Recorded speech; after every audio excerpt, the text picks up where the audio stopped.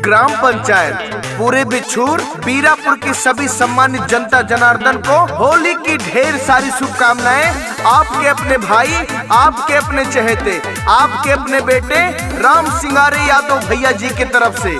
जी हाँ भाइयों, अब की बार अपने भाई, अपने बेटे राम सिंगारे यादव जी को पूरे बिछूर बीरापुर का प्रधान बनाना है और अपने ग्राम पंचायत में विकास ही विकास लाना है।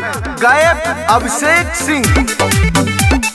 सुनाए काका, सुनाए हमर काकी, करी है विकास नहीं रही कुछ बाकी, करी है विकास नहीं रही कुछ बाकी। सुनाए काका, सुनाए हमर काकी, करी है विकास नहीं रही कुछ बाकी। देखी के जलवा जलत है विरोधी की ये बंद पल्ला है। राम सिंगारे जी जीती है चुनावा, पूरे बिछूर में हल्ला है। राम सिंगारे जी जीती है चुनावा, बीरापुर में हल्ला है। नेता नहीं बेटा बनकर आया हूँ, चुनाव प्रचार तो बस एक बहाना है। आप सबका लेने आशीर्वाद आया हूँ। जी हाँ भाइयों, अपने भाई, अपने बेटे राम सिंगारे यादव जी को पूरे बिछूर का अब की बार प्रधान बनाना है। बड़ी जो जरूरत दौड़ा चलाई है,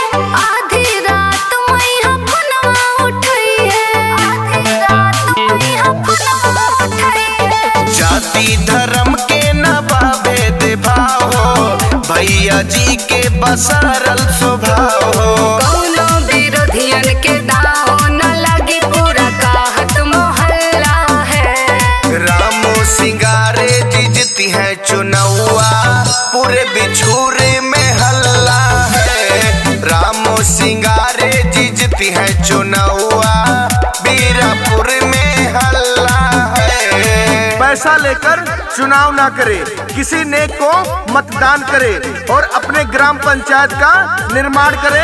और एक ऐसे मात्र प्रत्याशी हैं आपके भाई, आपके बेटे राम सिंगारे यादव जी, और राम सिंगारे भैया जी जीतेंगे तो अच्छे दिन बीतेंगे। ग्राम पंचायत पूरे बिछूर बीरापुर। देई के वोट चाचीन के जितई हा, गौवा के अपने विकास करवई हा, के अपने विकास करवई हा।